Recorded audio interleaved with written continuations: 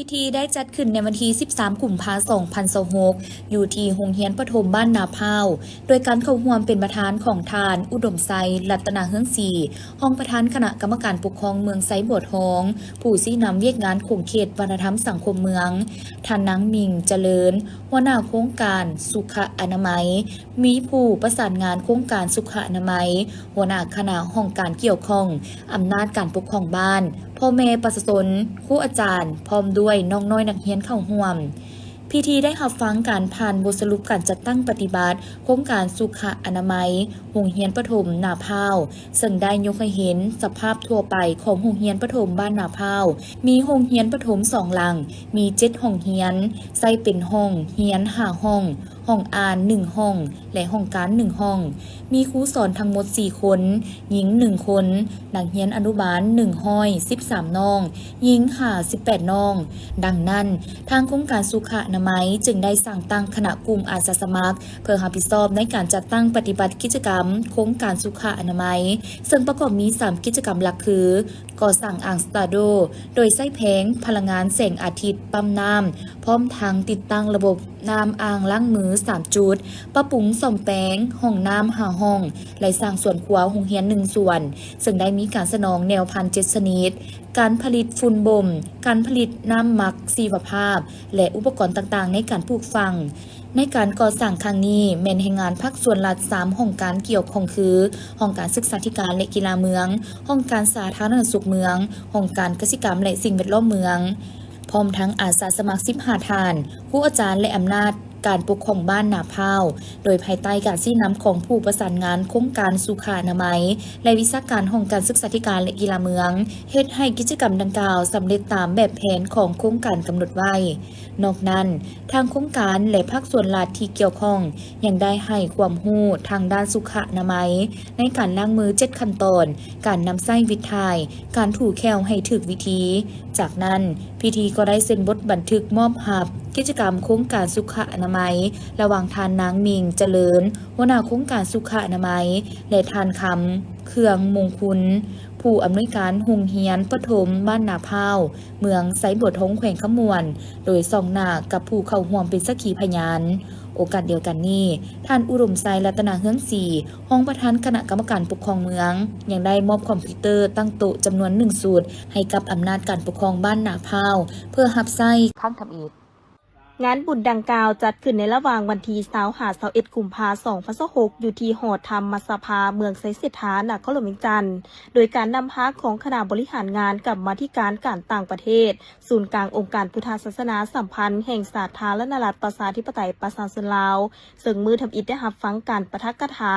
ความเป็นมาและความสำคัญของโครงการฝึกอบรมพระสมณทูตลาวข้างทำอิฐที่มีการจัดตั้งปฏิบัติจนสำเร็จพร้อมทั้งมอบไปยั่งยืนให้พระสมณทูตลาวจำนวน30 องค์และต่อมาในวันที่21 กุมภาพันธ์ก็ได้มีพิธีตักบาตรถวายทานแด่พระสงฆ์ใหญ่จำนวน71 องค์นำโดยท่านบัวสอนบุภาวรรณอดีตนายกรัฐมนตรี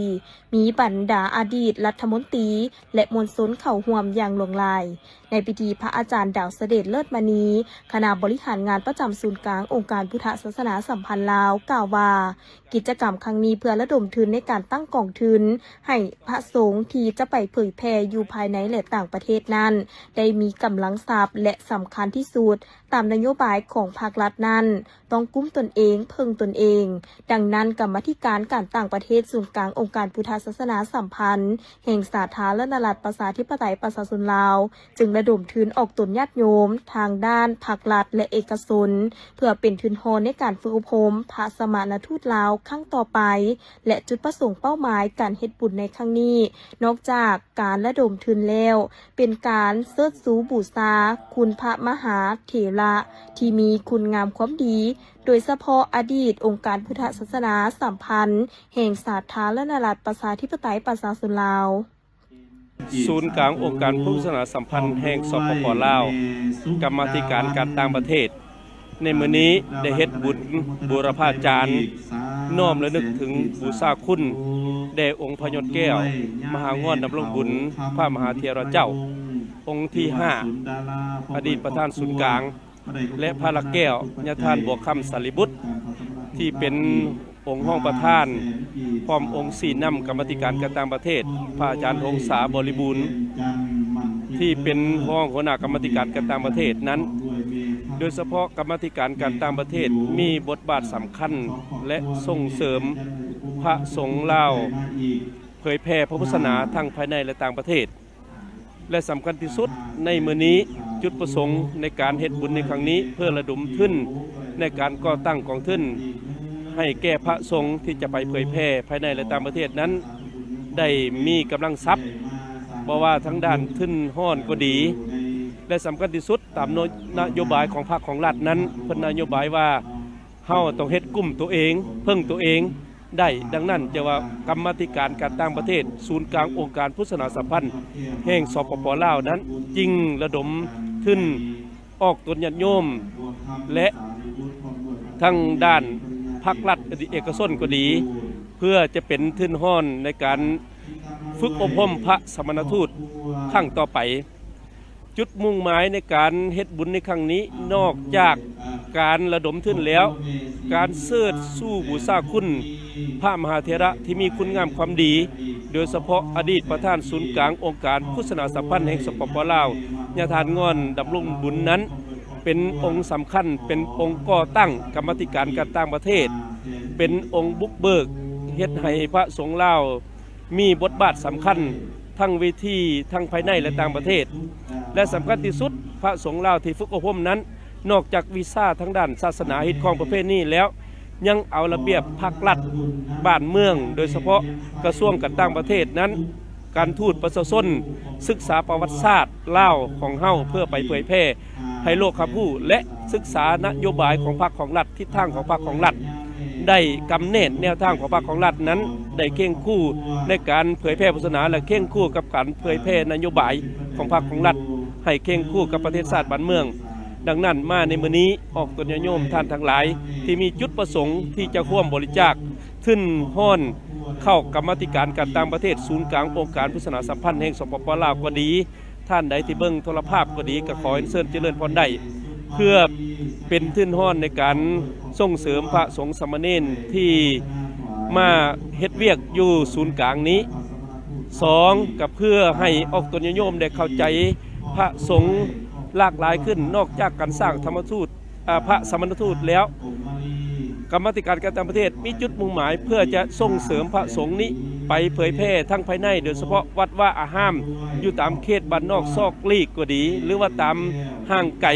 ต่างแขวงก็ดีต่างเมืองก็ดีที่ขาดพระสงฆ์นั้น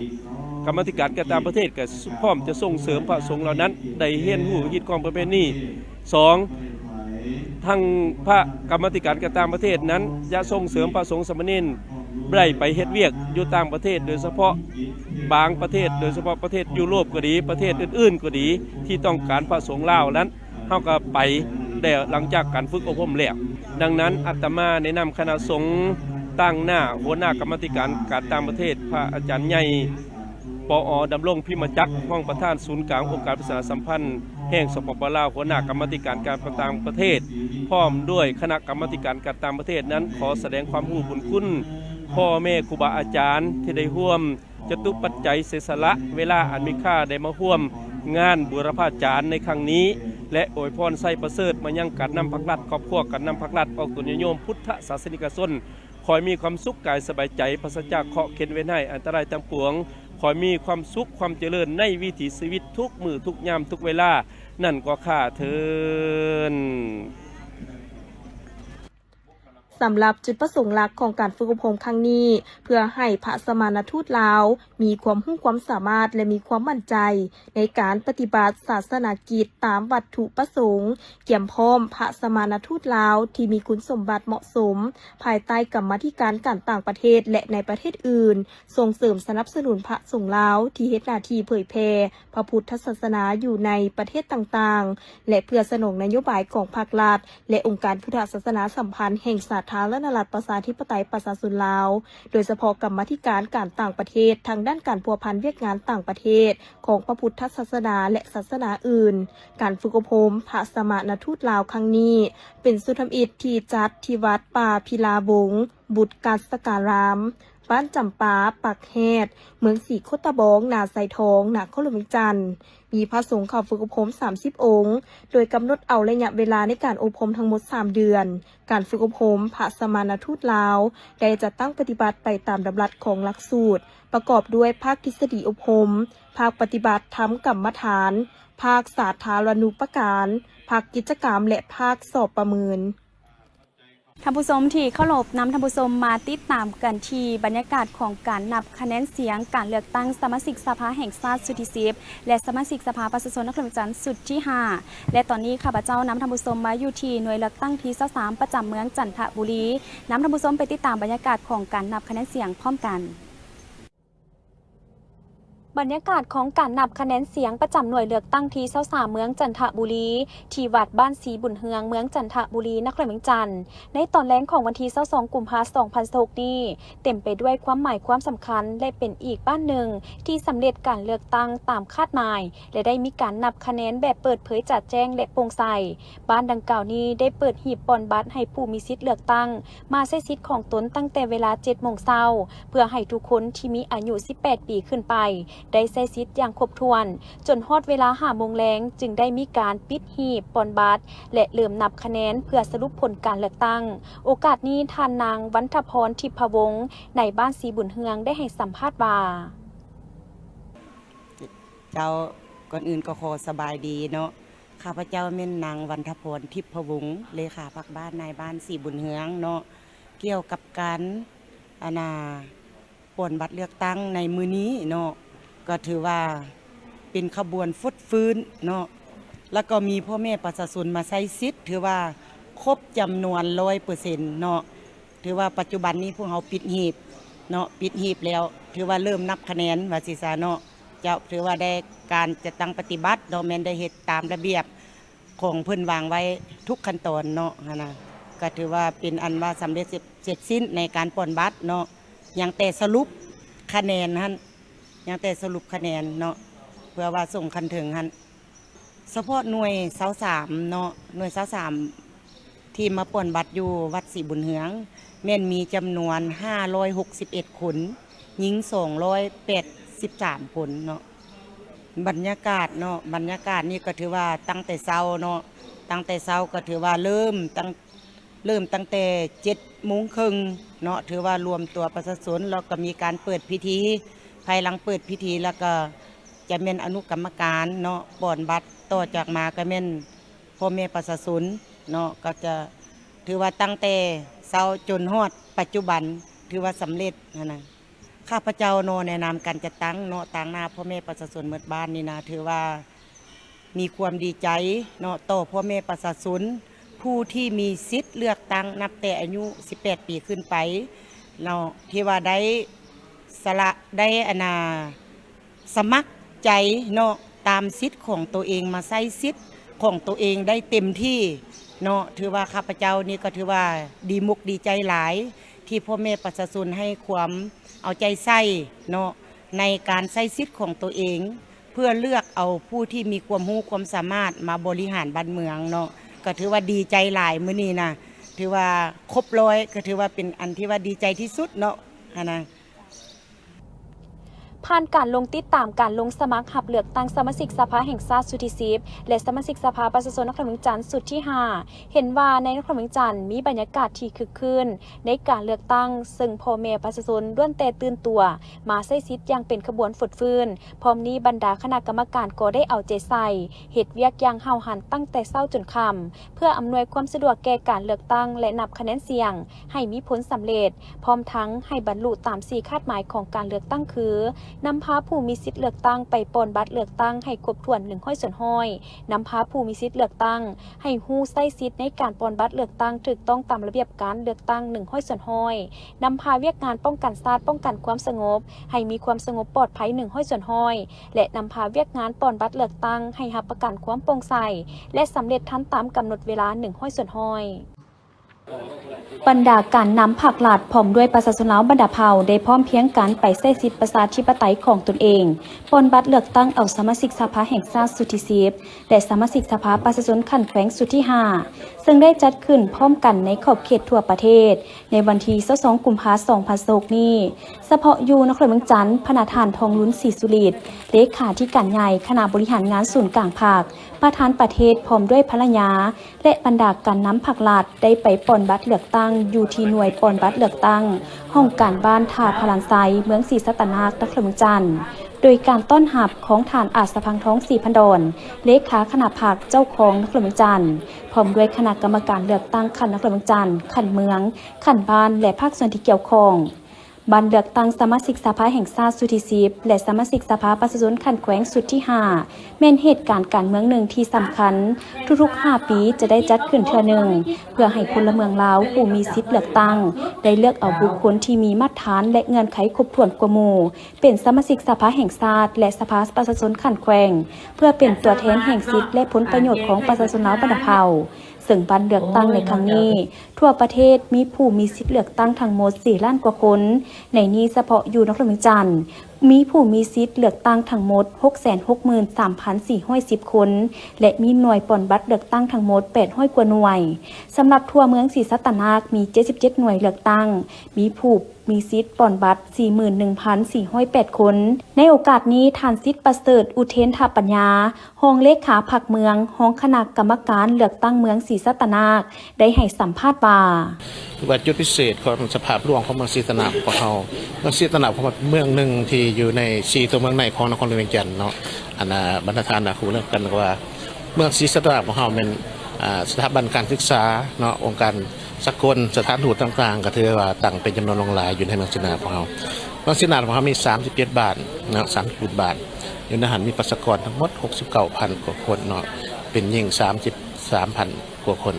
คือว่าหน่วยปฏิบัติเลือกตั้งของเรามี77หน่วยอยู่ในหันของเราได้แบ่งออกเป็นหน่วยเลือกตั้งของบ้าน62หน่วยของโครงเขตปกสแม่น11หน่วย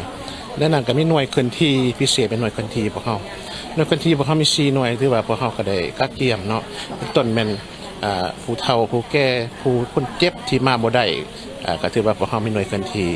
ยกตัวอย่างห้องหมอเนาะพวกเรามีห้องหมอใหญ่อยู่เมืองศรีสัตนานก็ห้องหมอโมสดห้องหมอ103ห้องหมอเสถาธิราชห้องหมอหานิสาที่ว่าคนเจ็บและพี่น้องมาเฝ้าคนเจ็บที่บ่สามารถไปปอนใดในสถานที่เพิ่นกำหนดให้ที่ว่าพวกเขาก็มีหน่วยเคลื่อนที่มาพวกเขาเองนั้นเมื่อเฉพาะอยู่บ้านท่าบ้านไส้พวกเขานี่ก็ถือว่ามี2หน่วยเลือกตั้งเนาะพวกเขาแบ่งออกเป็น2หน่วยเลือกตั้งมีผู้มีสิทธิ์ปอนบัตรเลือกตั้งทั้งหมดก็อยู่1,300 กว่าคนเนาะแล้วก็เป็นยิ่งกันนะประมาณ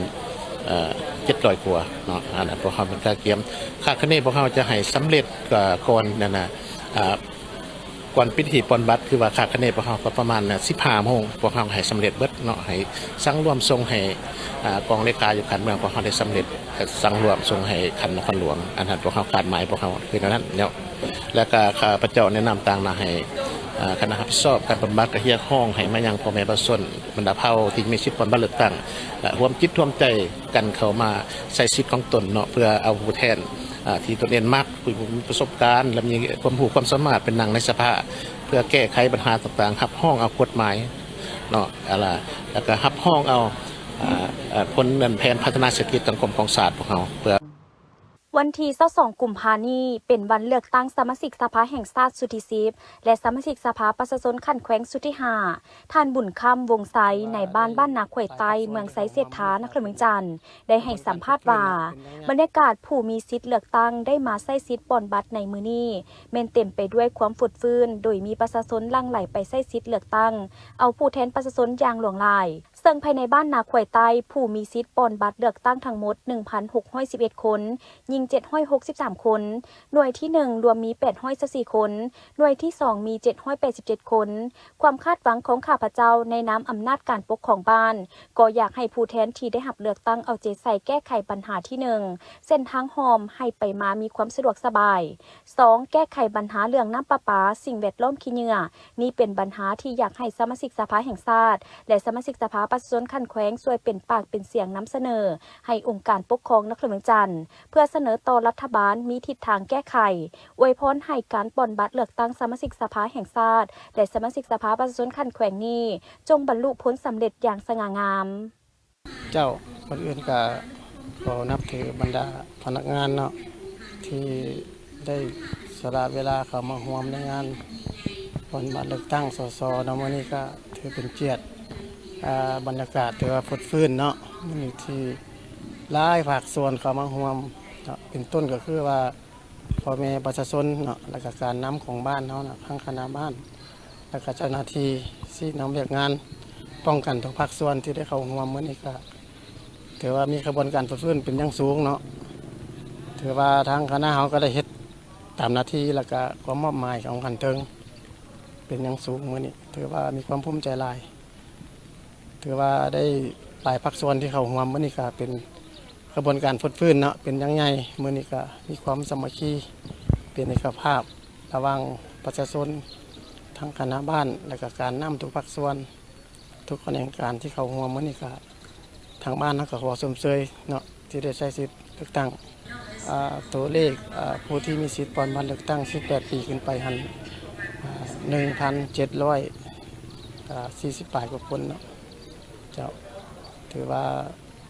รายละเอียดก็พอสมควรเนาะที่ว่ามาอ่านก็แม่นถือว่าเต็ม 100% เนาะเจ้ามาใช้สิทธิ์ความคาดหวังก็คือว่าให้มันได้ตามเป้าหมายของคันเทิงเนาะระบุจำนวนผู้ที่มีสิทธิ์เลือกตั้งให้ได้ตามเป้าหมายเนาะเพื่อให้มีความพร้อมกับความเป็นเอกภาพแล้วก็ความสงบปลอดภัยดีบ่ให้มีปัญหาต่างๆเนาะความวุ่นวายความบ่สงบบ่ถือว่าไอ้น้องเขาสามารถป้องกันได้ 100% เนาะครับสุดท้ายก็แม่นฝากให้ประชาชนหันมาใช้ชีวิตตามหน้าที่เนาะถือว่ามันนี่คันถึงตามมอบหมายกันขอขอบใจบรรดาท่านประชาชนที่เข้าร่วมมื้อนี้เนาะ การปอนบัตรครั้งนี้แม่นเป็นปางบุญใหญ่ทางด้านการเมืองแม่นเวียกงานที่มีเกียรติศักดิ์ศรีของพลเมืองลาวประกอบส่วนเข้าในการปอนบัตรเลือกตั้งซึ่งแม่นการสร้างเงื่อนไขพื้นฐานให้การปรับปรุงบูรณะรัฐประชาธิปไตยประชาชนตามที่สร้างรัฐที่มาจากประชาชนโดยประชาชนและเพื่อประชาชนฉะนั้นเห็นว่าบรรยากาศมื้อนี้เป็นบรรยากาศที่มีความตั้งหน้าลายพ่อแม่ประชาชนได้เอาใจใส่มาปอนบัตรพร้อมทั้งได้ฝากความหวังนำสมาชิกสภาแห่งชาติและสมาชิกสภาประชาชนคันแขวงขอให้ทานผู้แทนที่ได้รับการเลือกตั้งจงปฏิบัติภาระบทบาทหน้าที่ในฐานะที่เป็นตัวแทนแห่งสิทธิ์และผลประโยชน์ของประชาชนบรรดาเผ่าให้สมเกียรติโดยเฉพาะเพื่อสร้างเงื่อนไขการปรับปรุงชีวิตการเป็นอยู่ของประชาชนให้ดีขึ้นให้ถือเอาการปอนบัตรเลือกตั้งครั้งนี้แม่นหน้าที่อันมีเกียรติของพลเมืองลาวประชาชนบ้านดงสวัสดิ์และบ้านนาคำนครวิจารณ์มีความตื่นตัวออกไปใช้สิทธิประชาธิปไตยของตนปอนบัตรเลือกเอาสมาชิกสภาแห่งชาติสุดที่10และสภาประชาชนนครวิจารณ์สุดที่5จางเป็นขบวนฝดเฟินทานสิทธิพรสิงห์วงศักดิ์เลขาพรรคบ้านนายปานบ้านดงสวัสดิ์เมืองศิษตนานครวิจารณ์ได้ให้สัมภาษณ์ต่อกับทีมงานข่าวโทรภาพนครวิจารณ์ว่า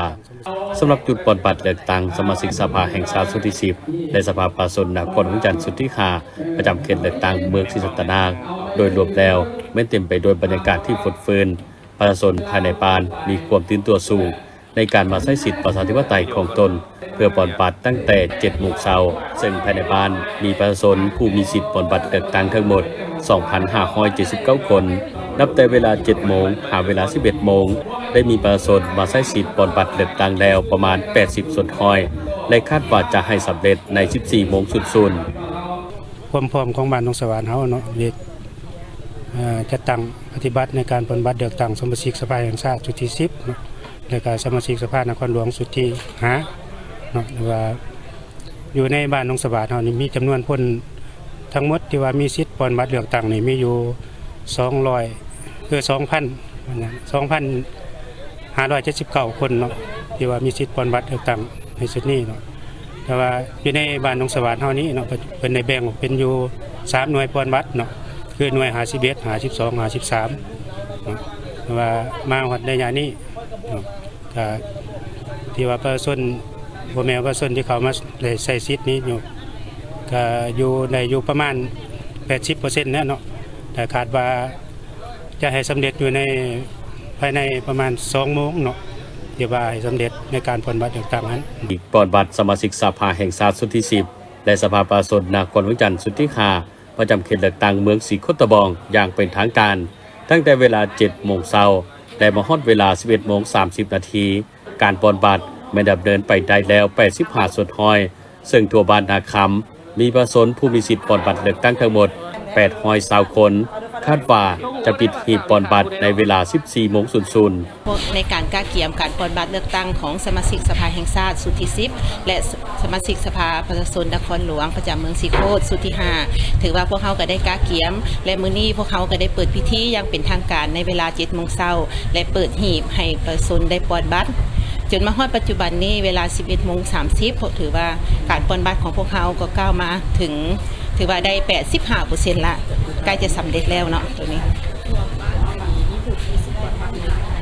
เจ้าถือว่าทั่วบ้านนาคำเฮานี่มีผู้มีสิทธิ์ปอนบัตรอยู่820คนเนาะเป็นหญิง429คนเจ้าพวกเขาได้แต่งตั้งคณะกรรมการจำนวน3ท่านเพื่อว่าเป็นหน่วยเคลื่อนที่ในการไปเอาหาผู้ที่ว่าบ่สามารถมาได้เนาะก็คือผู้พิการแล้วก็ผู้เฒ่าอาวุโสพวกเขาก็ได้มีหีบปอนบัตรไปให้เพิ่นปอนอยู่ฮอดเฮือนเจ้าสำหรับความรับรู้และเข้าใจของประชาชนบ้านเฮานี่ถือว่าเกือบ 99% เนาะประชาชนเฮารับรู้เข้าใจเพราะว่าประชาชนก็ได้ก้าเกี่ยมกันแล้วในการหน่วยโฆษณาของบ้านเฮาก็ได้โฆษณามาระยะเกือบ2 เดือนเนาะเพื่อก้าเกี่ยมเบี้ยตัวนี้แล้วก็เฮ็ดให้ประชาชนนี่เข้าใจในการโฆษณาพวกเฮาก็มีหลายรูปแบบผ่านโทรโข่งแน่ก่อนอื่นอยากจะให้ทานผู้ชมเข้าใจก่อนว่าก่อนเลือกตั้งอยู่สปป.ลาวที่จะจัดขึ้นในวันที่22 กุมภาพันธ์ 2026แม่นเป็นการเลือกตั้งเอาสมาชิกสภาแห่งชาติสุทธิ10หรือสสสและเลือกตั้งเอาสมาชิกสภาประชาชนขันแขวงสุทธิ5หรือสสคดังนั้นเวลาไปใช้สิทธิ์ในการลงคะแนนเสียงจึงจะได้มีการลงคะแนนเสียงอยู่2 ใบคือเลือกสสสและเลือกสสคซึ่งก่อนอื่นหมดเมื่อผู้ใช้สิทธิ์เลือกตั้งไปฮอดหน่วยเลือกตั้งก่อนอื่นแม่นต้องได้เสนอตัวและแจ้งใบยั่งยืนต่อคณะรับผิดชอบหน่วยปอนบัตรเลือกตั้งเพื่อรับเอาบัตรลงคะแนนเสียงใน2 ประเภทคือบัตรคะแนนเสียงเลือกตั้งเอาสมาชิกสภาแห่งชาติสุทธิ10และบัตรคะแนนเสียงเลือกตั้งเอาสมาชิกสภาประชาชนขันแขวงสุทธิ5โดยภายในบัตรลงคะแนนเสียงทั้ง2 ใบแม้นจะมีรายชื่อผู้รับสมัครเลือกตั้งเป็นสสสและสสคประจำเขตตามลำดับส่วนวิธีการขีดบัตรลงคะแนนเสียงถ้าหากบ่เลือกเอาผู้ใดผู้หนึ่งในบัตรคะแนนเสียงแม่นให้ใส่บิ๊กขีดยาวแต่นำเบอร์จนสุดสื่อและนามสกุลของผู้นั้นไปทั้งควงตามที่เห็นในภาพยกตัวอย่างสมาชิกสภาแห่งชาติสุทธิ10เขตเลือกตั้งที่1นครหลวงจันทร์ครั้งนี้มีผู้สมัคร25 ทานแต่จะเลือกเอา19 ทานนั่นแสดงว่าผู้ไปใช้สิทธิ์เลือกตั้งต้องขีดรายชื่อออกจำนวน6 ทานและจุงไว้19 ทานส่วนสมาชิกสภาประชาชนขันแขวงก็ปฏิบัติเช่นเดียวกันแต่ขึ้นกับว่าเฮาอาศัยอยู่เมืองใดยกตัวอย่างเมืองจันทบุรีนครหลวงจันทร์มีผู้สมัครสมาชิกสภาประชาชนขันแขวงสุทธิ5จำนวน7 ทานเลือกเอา5 ทานนั่นแสดงว่าผู้ใช้สิทธิ์เลือกตั้งภายในเมืองนี้ต้องขีดรายชื่อออกจำนวน2 ทานและจุงไว้5 ทานในนี้การลงคะแนนเสียงแม่นห้ามขีดหมายติ๊กขีดหมายกาและขีดเปื้อนให้ทุกทานขีดยาวแต่เลขลำดับฮอดนามสกุลเท่านั้นถ้าเฮาขีดผิดนั่นแสดงว่าบัตรนั้นเป็นบัตรตายเฮาต้องส่งบัตรที่ขีดผิดนั้นคืนให้คณะรับผิดชอบแล้วไปขอบัตรลงคะแนนเลือกตั้งใบใหม่นำคณะกรรมการเลือกตั้งโดยหลังจากนั้นแม่นให้นำบัตรทั้ง2 แบบไปปอนลงใส่หีบให้ถูกต้องบัตรลงคะแนนเสียงเลือกสมาชิกสภาแห่งชาติให้ปอนใส่หีบสมาชิกสภาแห่งชาติส่วนบัตรลงคะแนนเสียงเลือกสมาชิกสภาขันแขวงก็ให้นำไปปอนใส่หีบของสมาชิกสภาประชาชนขันแขวงเพื่อให้การลงคะแนนเสียงเลือกตั้งถูกต้องและมีความเป็นระเบียบเรียบร้อยกองประชุมดังกล่าวได้จัดขึ้นในระหว่างวันที่ 16-17 กุมภาพันธ์ 2026 ที่สโมสรกระทรวงเกษตรกรรมและสิ่งแวดล้อมโดยการเป็นประธานของทานบัวหงส์ค้ำหาหัวหน้ากลุ่มเลี้ยงสัตว์และการประมงกระทรวงเกษตรกรรมและสิ่งแวดล้อมมีห้องหัวหน้าห้องการห้องหัวหน้ากลุ่มสถาบันมีห้องหัวหน้าแผนกพร้อมด้วยภาคส่วนเกี่ยวข้องเข้าร่วม จุดประสงค์ของกองประชุมแมนเพื่อสรุปตีราคาคืนการจัดตั้งปฏิบัติแผนพัฒนาการเลี้ยงสัตว์และการประมงประจำปี 2025 ที่ทั้งแผนการปี 2026 และที่ทั้งแผนการ 5 ปีรับฟังการรายงานต่อการจัดตั้งปฏิบัติเวียกงานตัวจริงการผลิตสัตว์และสัตว์น้ำที่เป็นทะแหงเป็นสินค้าของแขวงและการจัดตั้งปฏิบัติโควต้าเลี้ยงงัวเป็นสินค้าของแขวงในระยะผ่านมามีความคืบหน้าคือแนวใดปัญหาข้อยุ่งยากและมาตรการในการแก้ไขปัญหาต่างๆและแผนคาดหมายสู่ซนในต่อหน้ามีคือแนวใดรับฟังการรายงานบทเรียนการปฏิบัติตัวจริงของบรรดาผู้ประกอบการว่ามีข้อสะดวกและข้อยุ่งยากคือแนวใดรวมทั้งข้อเสนอต่างๆที่อยากให้ภาครัฐแก้ไขทบทวนคืนบรรดาวิธีการและขั้นตอนเกี่ยวกับวิธีการดุลเลี้ยงซีนไข่และปลาวิธีการคิดไล่คงประกอบต้นทุนราคาการบริการทางด้านสัตวแพทย์เวียกงานคุ้มครองการประมงเวียกงานการคุ้มครองอาหารสัตว์สภาพการจัดตั้งปฏิบัติบรรดานิติกรรมในแขนงการเลี้ยงสัตว์และการประมงการเก็บกำข้อมูลและแบบฟอร์มการรายงานการค้นคว้าปรึกษาหารือซ่องหาวิธีแก้ไขปัญหาและวางแผนร่วมกันในการจัดตั้งปฏิบัติบรรดาตัวเลขคาดหมายสู่ซนต่างๆของแขนงการเลี้ยงสัตว์และการประมงในต่อหน้าในที่ประชุมได้รับฟังการเสนอแผนเวียกจุดซุ้มของแผนการและศูนย์ภายในกรมรับฟังการประกอบคำเห็นของแขนงการเลี้ยงสัตว์และการประมงแขวงและนครหลวงของพนักงานประจำด่านซึ่งแมนผู้จัดตั้งปฏิบัติตัวจริงการประกอบคำเห็นของผู้ประกอบการจำนวนหนึ่งและการประกอบคำเห็นของผู้เข้าร่วมพร้อมกันลงลึกค้นคว้าเกี่ยวกับข้อยุ่งยากและสาเหตุต้นต่อในการจัดตั้งปฏิบัติเวียกงานตัวจริงทั้งอยู่ส่วนกลางและพิธีดังกล่าวได้จัดขึ้นที่ห้องประชุมของตนโดยการเป็นเกียรติเข้าร่วมของดร.ภูวาโพธิลักษณ์ห้องอำนวยการโรงหมอแขวงสยบุรีดร.ศิรินทร์วงศ์สุทธิประธานสมาคมแพทย์ระบบประสาทประจำลาว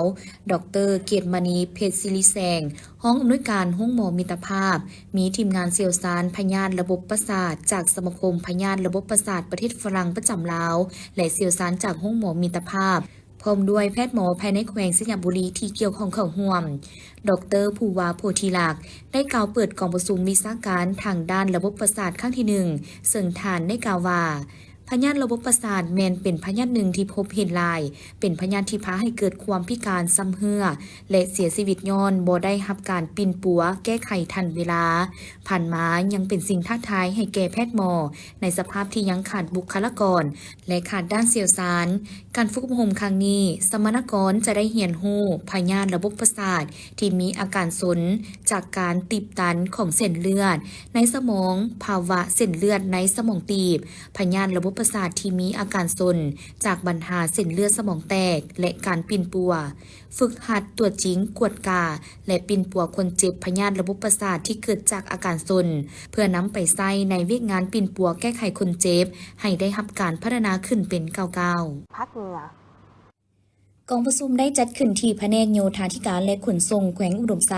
ภายใต้การเป็นประธานของท่านจันทลาพิมมาจักหัวหน้ากรมขนส่งกระทรวงโยธาธิการและขนส่งมีบรรดากรมกองเกี่ยวข้องพร้อมด้วยตัวแทนจากแผนกโยธาธิการและขนส่งพนักงานจราจรจาก8แขวงภาคเหนือเข้าร่วม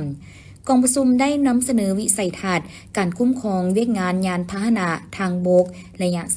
2025-2030 โดยเฉพาะการพันขยายคำขวัญของกระทรวงที่ว่าพัฒนาโยธาธิการและขนส่งเป็นปลายแหลมมีจุดซุ่มทนทานทันสมัยปลอดภัยเสื่อมโยงเสื่อมจอดและยืนยงนำเสนอแผนการจัดตั้งปฏิบัติโครงการคุ้มครองยานพาหนะและการขนส่งแบบครบวงจรกำหนดแผนจุดซุ่มหลายด้านเส้นการออกนิติกรรมลุ่มกฎหมายว่าด้วยยานพาหนะทางบกการคุ้มครองเวียกงานขึ้นทะเบียนการกำหนดสภาพเทคนิคในการผลิตและประกอบยานพาหนะการกวดกามาตรฐานความปลอดภัยการพันขยายนโยบาย3สร้างในการมอบเวียกขึ้นทะเบียนและกวดกาเทคนิครถจักรและกลจักรกสิกรรมให้แก่องค์การขันเมืองเทศบาลและนครพร้อมกันนี้ยังได้สุ่มใส่การยกระดับมาตรฐานเทคนิคความปลอดภัยยานพาหนะทางบกของสปป.ลาวให้สอดคล้องกับมาตรฐานอาเซียนการออกอนุญาตนำเข้ายานพาหนะผ่านระบบแจ้งภาษีประตูเดียวแห่งชาติ การนำใช้ระบบเทคโนโลยีทันสมัยในการคุ้มครองศูนย์กวดกาเทคนิคและการขึ้นทะเบียนรถกองประชุมยังได้มีการแลกเปลี่ยนบทเรียนและประกอบคำเห็นใส่หางแจ้งการเกี่ยวกับการคุ้มครองการขึ้นทะเบียนรถจักร2ล้อ3ล้อและรถไฟฟ้าเพื่อแก้ไขปัญหาการนำใช้รถที่บ่มีการขึ้นทะเบียนและบ่ติดป้ายทะเบียนให้สามารถคุ้มครองกวดกาและติดตามได้อย่างเอกภาพทั่วประเทศ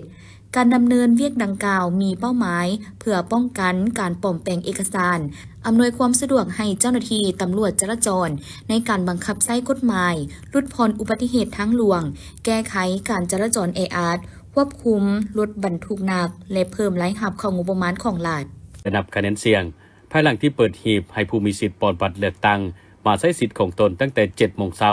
เพื่อให้ทุกคนได้ใช้สิทธิ์อย่างครบถ้วนจนฮอดเวลา 4-5 โมงแลงจึงได้มีการปิดหีบปลอดบัตรและเริ่มนับคะแนนเสียงเพื่อสรุปผลการเลือกตั้งซึ่งท่านคำลาวิไสสุขนายบ้านทงตูมได้ให้สัมภาษณ์ว่าบ้านทงตูมมี1หน่วยเลือกตั้งตั้งอยู่ภายในวัดของปานคือหน่วยเลือกตั้งที่เก่าของเมืองจันทบุรีนครหลวงเวียงจันทน์มีผู้มีสิทธิ์ปลอดบัตรเลือกตั้งตั้งแต่อายุ18 ปีขึ้นไปทั้งหมดจำนวน814ทานหญิง476ทานสบายเนาะข้าพเจ้าชื่อคำหาวิสิสุขเนาะที่ข้าพว่าในบ้านทงตูมเนาะถือว่ามันนี่เป็นมือเลือกตั้งเนาะแต่ว่าจำนวนคนทั้งหมดเนาะมีทั้งหมด814ทานเนาะยิงทั้งหมด470ทานเนาะเริ่มเปิดเวลา7 โมงเช้าเนาะมี1หน่วยคือหน่วยเลือกตั้งที่9ของเมืองเฮาเนาะเป็นเริ่มแต่ปิดนี่เริ่ม4 โมงเนาะก็จะถือว่ากรรมการพวกเขาได้แต่งตั้งเป็น15ทานเนาะเฮ็ดเป็นจุแบ่งเป็นจุเป็นหน่วยเจ้าถ้าว่าผู้ใดที่บ่ทันมาเนาะจะให้เท่าหน้าจะให้มาใส่เสียงเนาะเพื่อเป็นทางเสียงให้บอก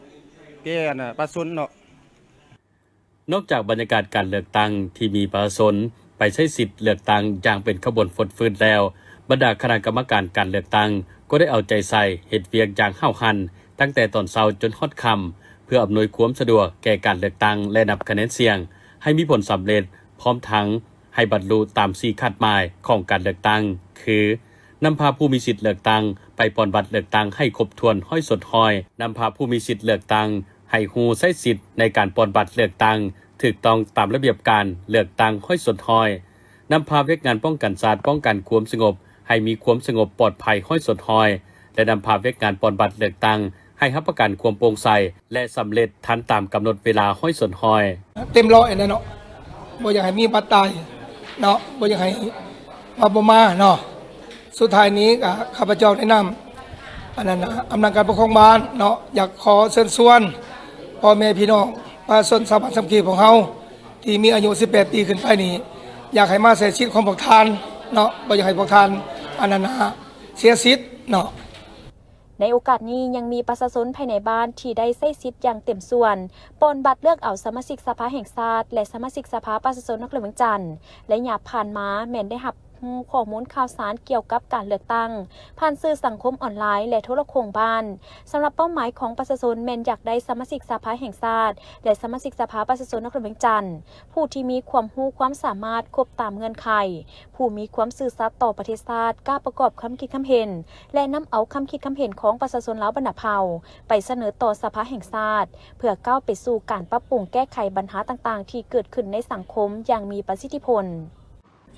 กล่องประชุมเปิดโครงการคุ้มครองมลพิษและสิ่งเศษเหลืออยู่สาธารณรัฐประชาธิปไตยประชาชนลาวได้จัดขึ้นในวันที่23 กุมภาพันธ์ 2026อยู่ห้องประชุมโรงแรมอมรีนครหลวงเวียงจันทน์โดยการเป็นประธานร่วมของท่านเดชสงครามธรรมวงศ์รองรัฐมนตรีกระทรวงโยธาธิการและขนส่งท่านนางวิไลวรจันทรตีรองประธานคณะกรรมการปกครองนครหลวงเวียงจันทน์ท่านจันทเนศบัวละพารองรัฐมนตรีกระทรวงเกษตรกรรมและสิ่งแวดล้อมมีทานเจเฮอินบัสรองประธานฝ่ายการสื่อสารและเวียกงานพัวพันมวลชนธนาคารโลกหัวหน้าห้องการธนาคารโลกประจำลาวและภาคส่วนที่เกี่ยวข้องเข้าร่วมท่านเดชสงครามธรรมวงศ์ได้กล่าวเปิดกล่องประชุมว่าโค ครงการครั้งนี้ได้รับทุนช่วยเหลือล่าและทุนกู้ยืมดอกเบี้ยผ่อนผันจากธนาคารโลกหรือ WB มีมูลค่าทั้งหมด 37.85 ล้านดอลลาร์สหรัฐและอยากจัดตั้งปฏิบัติโครงการ 6 ปีแต่ปี 2025 หา 2031 จัดตั้งปฏิบัติโครงการโดยกระทรวงโยธาธิการและขนส่งกระทรวงเกษตรกรรมและสิ่งแวดล้อมและนครหลวงเวียงจันทร์จุดประสงค์หลักของโครงการแม่นเพื่อเพิ่มความเข้มแข็งในการติดตามและบังคับใช้ระเบียบการในการควบคุมมลพิษในประเทศลาวเพื่อปรับปรุงการคุ้มครองสิ่งเสียดเหลือในเขตเป้าหมายและเพื่อให้การตอบโต้อย่างทันการในกรณีที่มีภัยพิบัติหรือเหตุการณ์ฉุกเฉินโครงการคุ้มครองมลพิษและสิ่งเสียดเหลืออยู่สปป.ลาวจะช่วยวางรากฐานและการดำเนินการปรับปรุงการจัดการสิ่งเสียดเหลือเป็นบัตรเก้าไปสู่การคุ้มครองที่นำใช้เทคโนโลยีในอนาคตโดยโครงการจะช่วยพัฒนาระบบจัดการสิ่งเสียดเหลือในนครเวียงจันทร์เริ่มต้นจากการปรับปรุงความยืนยงทางการเงินของระบบจัดการสิ่งเสียดเหลือให้มีประสิทธิผลลดต้นทุนในการดำเนินงานและขยายขอบเขตการให้บริการเก็บขี้เหงื่อปรับปรุงโครงหลังพื้นฐานการคุ้มครองขี้เหงื่อและสนองกลจักรนักจำนวนหนึ่งให้แก่นครเวียงจันทร์นอกจากนี้โครงการยังจะปรับปรุงแผนการจัดเก็บขี้เหงื่อให้มีประสิทธิภาพขึ้นโดยการส่งเสริมและสูบยุการคัดแยกขี้เหงื่อแต่ต้นทางโดยการเพิ่มมูลค่าและก้าวไปสู่การแปรรูปจากขี้เหงื่ออินทรีย์เป็นผลิตภัณฑ์ที่สามารถสร้างรายได้และสร้างเวทีงานทำแก่ชุมชนและสามารถขยายไปสู่ชุมชนใกล้เคียงอีกโครงการนี้จะให้ผลประโยชน์โดยตรงแก่ประชาชนประมาณ70ส่วนห้อยเพิ่มขึ้นจาก44ส่วนห้อยในนครเวียงจันทร์หรือ 645,000 คนโดยจะได้รับบริการจัดเก็บขี้เหงื่อที่เป็นระบบและมีประสิทธิภาพดีขึ้นพิธีดังกล่าวได้จัดขึ้นที่นครหลวงเวียงจันทร์เข้าร่วมในพิธีเซ็นสัญญาครั้งนี้โดยปริญญาเอกทัศกา ทรัพย์พังทองหัวหน้ากรมพัฒนาชนบทและลดผ่อนความทุกข์ยากและท่านนางกรมลีวีรพันธ์หัวหน้ากรมและหัวหน้าโครงการจดทะเบียนและสถิติพลเมืองโดยการให้เกียรติร่วมเป็นสักขีพยานของพลโทวันทองกองมณีรัฐมนตรีกระทรวงป้องกันความสงบของศาสตราจารย์ปริญญาเอกลินคำดวงสวรรค์รัฐมนตรีกระทรวงเกษตรกรรมและสิ่งแวดล้อมมีบรรดาท่านหัวหน้าของการมีทานหัวหน้ากรมจากทั้งสองกระทรวงเข้าร่วมพิธีเซ็นบทบันทึกความเข้าใจ MOU เกี่ยวกับการเสื่อมระบบฐานข้อมูลพ้นทุกข์และพัฒนาและระบบจดทะเบียนและสถิติพลเมืองอิเล็กทรอนิกส์โดยการเสื่อมสารระบบฐานข้อมูลพ้นทุกข์และพัฒนาเข้ากับระบบจดทะเบียนและสถิติพลเมืองอิเล็กทรอนิกส์ซึ่งเป็นเวียกการหนึ่งที่พันขยายบรรดาวิสัยทัศน์ยุทธศาสตร์เป้าหมาย SDGsโดยจะได้นำใส่ข้อมูลจากผลการประเมินสภาพพ้นทุกข์และพัฒนาตามดำรัสว่าด้วยมาตรฐานพ้นทุกข์และมาตรฐานพัฒนาฉบับเลขที่348/ลบลงวันที่16 พฤศจิกายน 2017โดยเฉพาะแม่นข้อมูลในภาคสมาชิกครอบครัวเซ็นชื่อนามสกุลวันเดือนปีเกิดเพศอายุสถานภาพของบุคคลที่มีในฐานข้อมูลสนองให้กับระบบจดทะเบียนและสถิติพลเมืองอิเล็กทรอนิกส์เพื่อดำเนินการจดทะเบียนการเกิดและก้าวไปถึงการออกรหัสพลเมืองในระยะผ่านมาก่อนจะมีพิธีลงนามครั้งนี้ในด้านวิชาการได้ทดลองเอาข้อมูลผ่าน Excel ไปดำเนินการจดทะเบียนการเกิดแล้วเห็นว่ามีประสิทธิผลประหยัดเวลาและประหยัดงบประมาณที่จะต้องลงไปดำเนินอยู่แต่ละครอบครัวในตอนเช้าวันที่22 กุมภาพันธ์ 2026การจัดตั้งบ้านทานาแรงเมืองหาดไซฟองนครหลวงเวียงจันทร์ได้จัดตั้งพิธีเปิดหีบปอนบัตรเพื่อดำเนินการเลือกตั้งสมาชิกสภาแห่งชาติสุดที่10เขตเลือกตั้งที่1นครหลวงเวียงจันทร์และสมาชิกสภาประชาชนนครหลวงเวียงจันทร์สุดที่5เขตเมืองหาดไซฟองโดยนับแต่เวลา 7 โมงเช้าอยู่ที่ห้องการบ้านทานาแรงโดยมีคณะกรรมการรับผิดชอบควบคุมหน่วยปอนบัตรเลือกตั้งอำนวยความสะดวกให้กับพ่อแม่ประชาชนผู้ที่มีสิทธิ์ปอนบัตรเลือกตั้งอยู่ตามจุดดังกล่าวให้มีความสะดวกสบายว่องไวและสำเร็จไปตามแผนที่กำหนดสำหรับบ้านทานาแรงแม่นจุดหน่วยปอนบัตรเลือกตั้งที่53ซึ่งมีผู้มีสิทธิ์ปอนบัตรเลือกตั้งทั้งหมด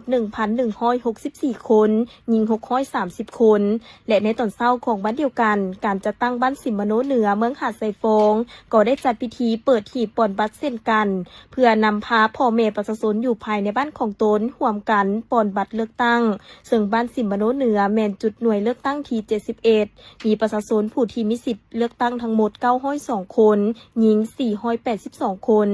พร้อมกันนี้อยู่ในแต่ละบ้านอื่นๆของเมืองหาดไซฟองก็ได้นำพาขบวนการเปิดหีบปอนบัตรอยู่ทั่วเมืองหาดไซฟองอย่างพร้อมเพรียงและเป็นขบวนอย่างคึกคืน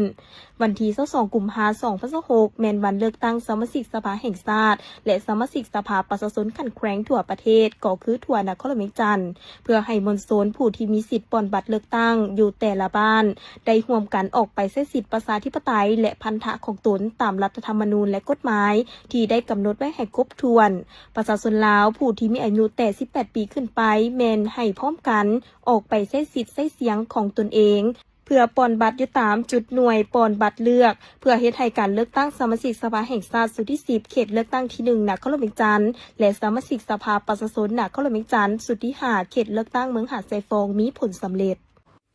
ในวันที่21กุมภาพันธ์2026ครอบครัวของทานวันไซพองสวรรค์กรรมการกรมการเมืองศูนย์กลางภาคประธานคณะกวดการศูนย์กลางภาคได้เป็นเจ้าสถานในงานสูตรอภิธรรมญาทานใหญ่หนุนไต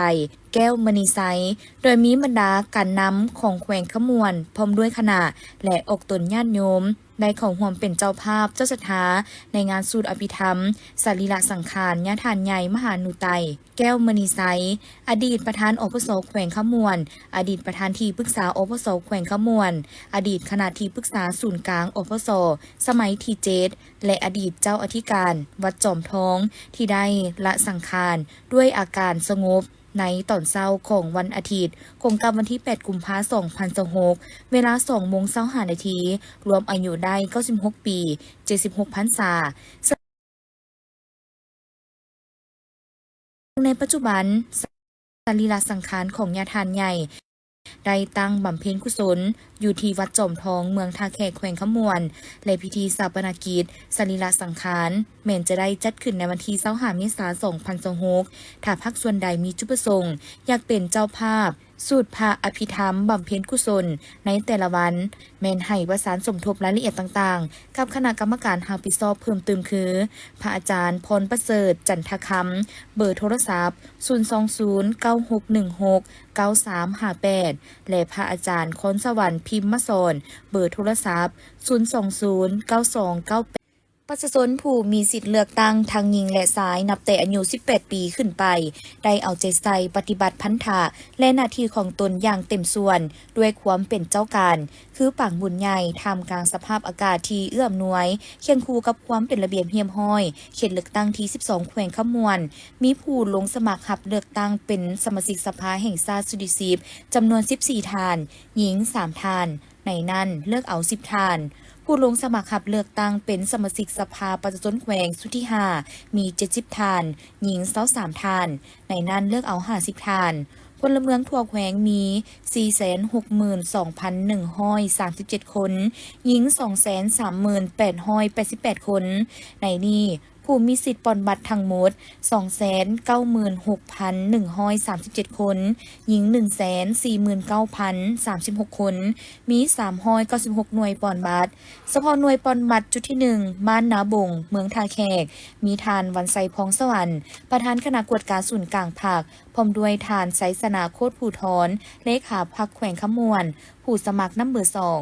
ทานบุญมีพิมพ์มสอนประธานสภาประชาชนแขวงปริญญาเอกสมสะอาดอุนซีดาประธานคณะกรรมการปกครองแขวงพร้อมด้วยผู้สมัครน้ำเบอร์5และผู้สมัครน้ำเบอร์8ผู้สมัครน้ำเบอร์11น้ำเบอร์12และทานคำมันโสประเสริฐผู้สมัครสมาชิกสภาประชาชนขันแขวงน้ำเบอร์1ก็ได้ให้เกียรติไปใช้สิทธิ์ของตนหน่วยปลดบัตรที่1บ้านนาบงมีพลเมืองทั้งหมด 1,749 คนหญิง880 คนผู้มีสิทธิ์ปลดบัตร948 คนหญิง540 คนส่วนหน่วยปลดบัตรจุดที่2บ้านโพนสะอาดมีทานโพไซไสยสอนรัฐมนตรีกระทรวงแรงงานและสวัสดิการสังคมผู้สมัครน้ำเบอร์1พร้อมด้วยปริญญาเอกแก้วอุดรบุตรสินคร